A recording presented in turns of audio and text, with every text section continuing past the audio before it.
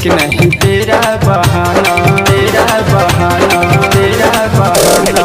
कुछ भी न बोलो क्यों करती हो माना, जानू ये ठीक नहीं तेरा बहाना।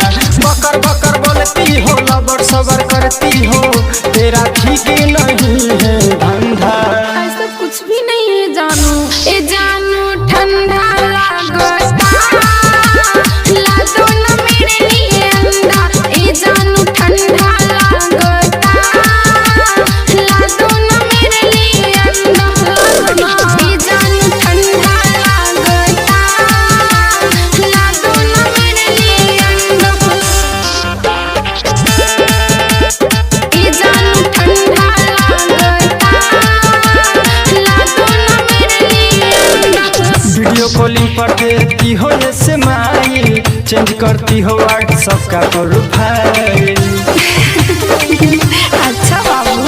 वीडियो कॉलिंग पर देती हो स्माइल, चेंज करती हो व्हाट्सएप का प्रोफाइल।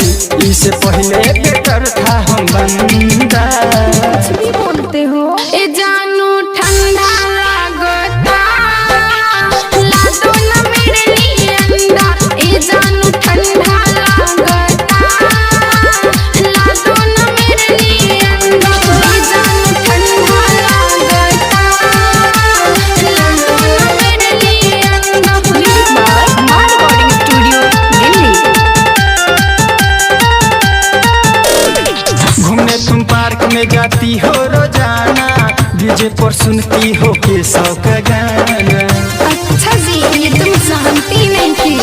घूमने तुम पार्क में जाती हो रोजाना, डीजे पर सुनती हो केशव का गाना।